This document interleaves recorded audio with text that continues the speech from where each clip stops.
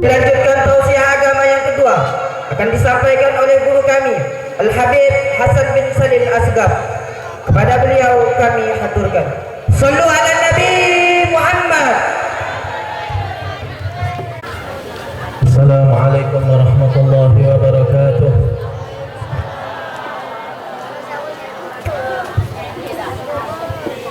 Alhamdulillah, alhamdulillahi la abghi bihi badala, hamdan yuballighu min wajhi al-amala, thumma salatu wassalamu ala khairil wara wa ala ساداتنا وآله وصحبه الفضلاء المكرمون المحترمون أيها الحاضرون، أخصهم بالذكر ساداتنا الحبايب وساداتنا الأساتذة وأمراؤنا وحكماؤنا وجميع الشيوخ والأمهات yang kami hormati, yang kami muliakan, para hadirin yang hadir bersama kita, wabil khusus para habaib, para asatidah, para aparat pemerintahan, beserta bapak-bapak dan ibu-ibu yang mungkin di atas panggung ini Al-Faqih tidak bisa menyebutkan namanya satu persatu, namun hal tersebut bukanlah sebagai tanda rasa kurang dan hormat kami kepada mereka semua, namun hal ini dikarenakan mimba iktifa sudah dianggap cukup dengan Allah Subhanahu wa Ta'ala sendiri yang menyebutkan nama kita di depan para malaikah, membanggakan nama kita di depan para malaikah.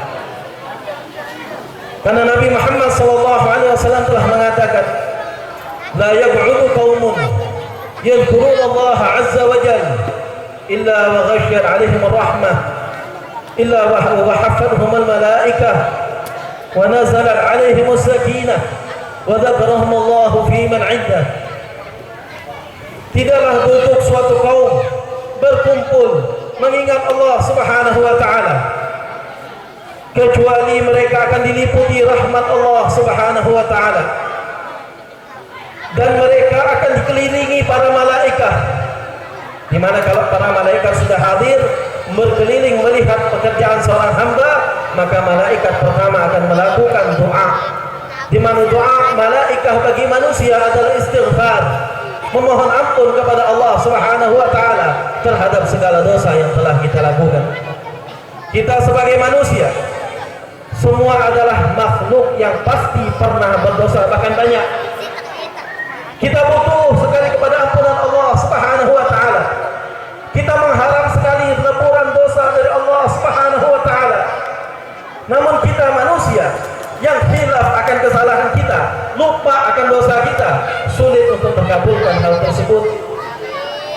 Namun jika para malaikat yang berkumpul bersama kita mendoakan kita kepada Allah Subhanahu wa Ta'ala dengan ampunan, sudah barang tentu doa tersebut adalah doa mustajab, doa yang diampuni, yang dikabulkan oleh Allah Subhanahu wa Ta'ala.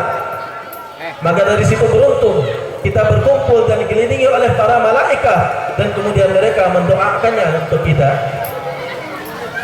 Kemudian Nabi mengatakan, wa nazalat 'alaihimus sakinah, turun di antara mereka as-sakinah, sebuah ketenangan, halawatul iman, kenikmatan di dalam melaksanakan taat, ketenangan batin yang luar biasa, tidak tergambar dengan kata-kata, di mana ketenangan tersebut tidak kita dapatkan dalam perkumpulan manapun, tidak kita dapatkan dalam acara-acara apapun, walaupun mewah luar biasa, walaupun besar luar biasa, dihadiri ribuan orang dengan peralatan yang begitu canggih. Namun ingat, ketenangan ketika berkumpul mengingat Allah tidak akan kita dapatkan dalam hal-hal tersebut. Ini adalah ketenangan khusus, manisnya ketika kita melaksanakan taat, khusus diberikan Allah Subhanahu wa Ta'ala bagi orang yang berkumpul untuk mengingat Allah Subhanahu wa Ta'ala. Kemudian yang terakhir, ini yang Al-Faqih maksud, kita di sekeliling para malaikatnya dalam rangka membanggakan kita. Rasulullah mengatakan wa dzakarahumullahu fi man 'indah. Allah Subhanahu wa taala akan menyebut nama kita di depan para malaikatnya dalam rangka membanggakan dengan apa yang telah kita lakukan.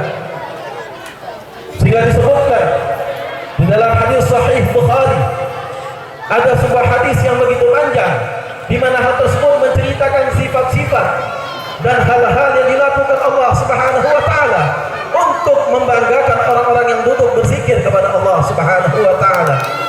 Yang pada akhirnya Allah Subhanahu wa taala mengatakan, "Fashhadu ya malaikati fa inni qad ghafartu lahum." Saksikan wahai para malaikatku, sesungguhnya aku telah mengampuni mereka semua. Sehingga ada salah satu malaikat yang bertanya kepada Allah Subhanahu wa taala, "Ya Allah, inna fihim man laysa minhum, inma ya'ti li hajatihi." Wahai Allah, sesungguhnya di situ ada orang-orang yang niatnya tidak tulus hadir majelis zikir. Niat majelis zikir untuk keperluan hajatnya, bukan untuk berzikir kepadamu wahai Allah. Maka ketika itu Allah mengatakan, "Humul julasa lam yashqa bihim jalisuhum." Mereka adalah teman-teman duduk yang tidak akan kecewa, tidak akan celaka orang yang duduk bersama mereka. Maka beruntung kita berkumpul duduk bersama ahli zikir, mengingat Allah Subhanahu wa taala, menyebut nama Rasulullah sallallahu alaihi wasallam. Tak perlu lisan al-faqir yang kotor penuh dosa ini menyebutkan nama satu persatu. Namun Allah Subhanahu wa taala sendiri sudah menyebut nama kita, membanggakan kita di depan khalayak yang lebih mulia daripada manusia yang ada sekarang, yaitu para malaikatnya Allah Subhanahu wa taala. Maka dari situ al-faqir katakan mimba bil iktifa, dianggap cukup dikarenakan kemuliaan Allah tiada taranya. Manusia memuji tidak akan mengangkat derajat seseorang, hinaan manusia tidak akan merendahkan derajat seseorang. Tapi kalau Allah yang memuji, sudah barang tentu terangkat derajat kita di sisi Allah Subhanahu wa taala. Mudah-mudahan kita termasuk golongan tersebut. Amin.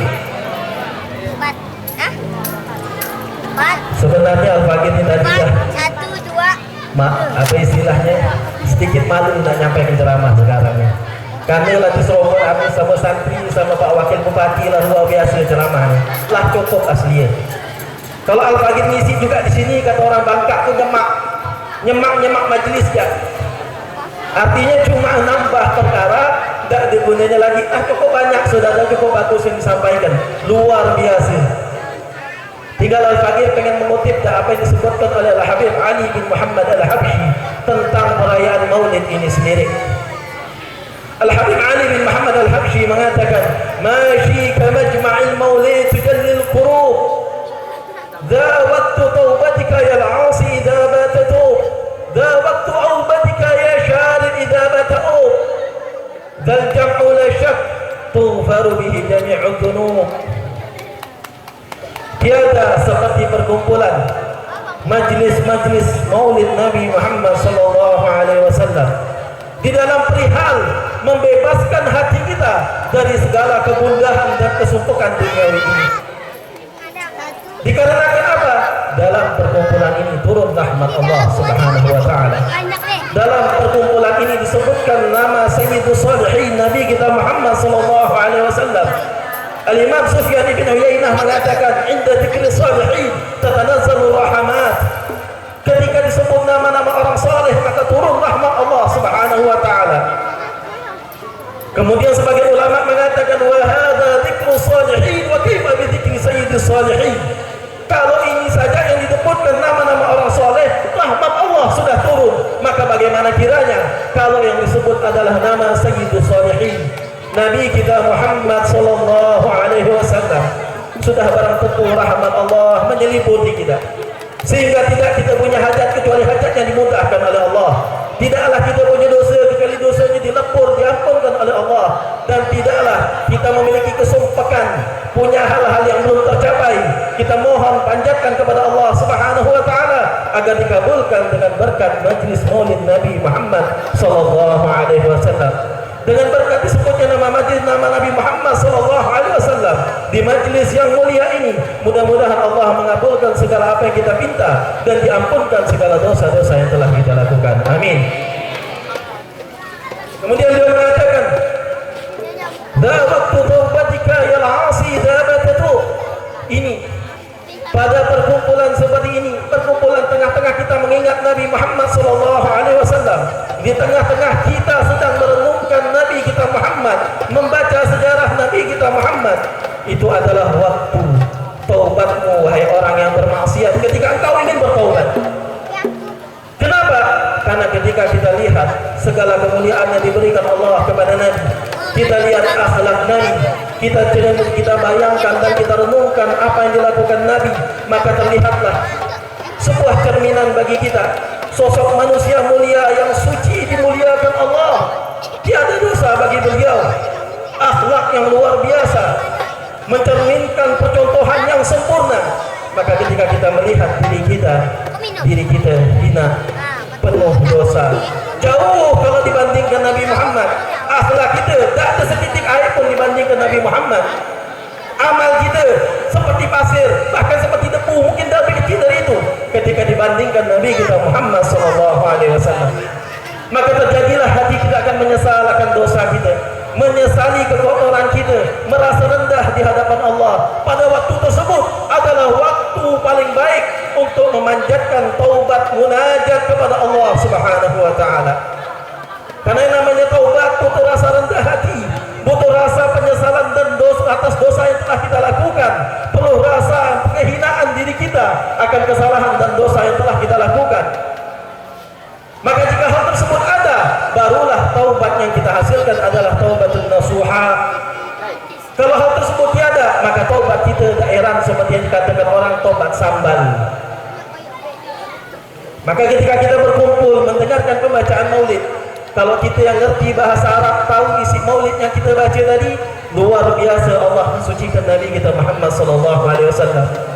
Dari semenjak beliau janinnya menempel sudah disucikan Allah, diberikan banyak kemuliaan. Dari mulai beliau ketika berada dalam perut ibunya berupa bayi yang dalam kandungan sudah mendapatkan kemuliaan. Ketika beliau dilahirkan ke muka bumi tampak kemuliaan, dan ketika beliau masa kecilnya diambil oleh orang yang menyusuinya juga tampak kemuliaan. Kemuliaan di atas kemuliaan. Tiada seperti Nabi kita Muhammad sallallahu alaihi wasallam dari semua makhluk. Maka sudah heran kalau Nabi mengatakan ana sayyidu waladi Adam wala fakhr. Aku adalah pemimpin paling mulianya Bani Adam, dan itu bukan merupakan hal yang aku banggakan.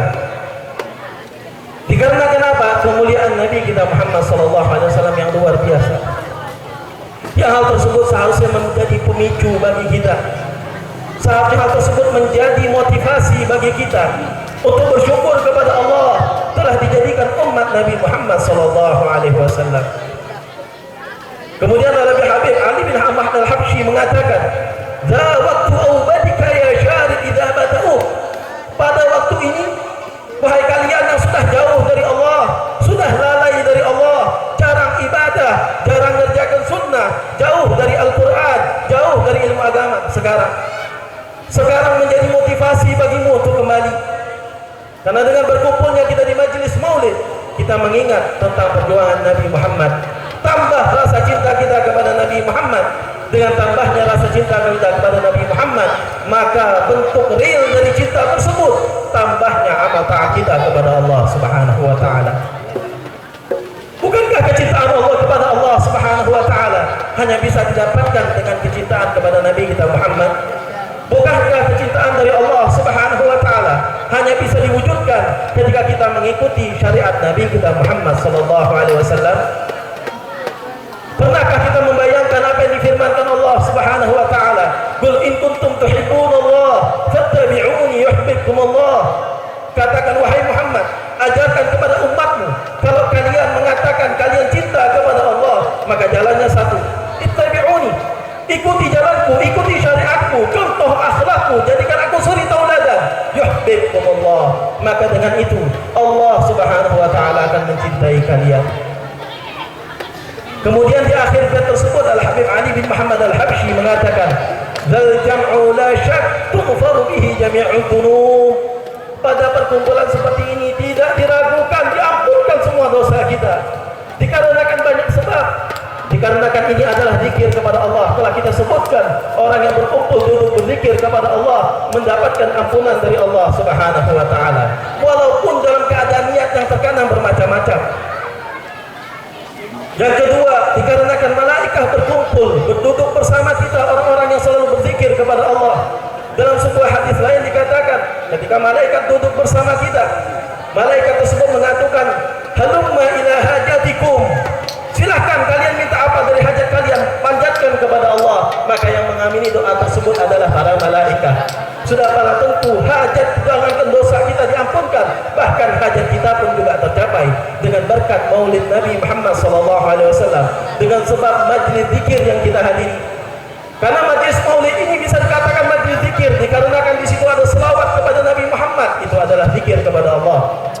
Di situ ada disebutkan nama Nabi Muhammad, disebutkan hal-hal akhlak Nabi Muhammad, kemuliaan Nabi Muhammad, yang dimana hal tersebut mengantarkan kita akan memahami keagungan Allah. Itu juga adalah zikir secara makna.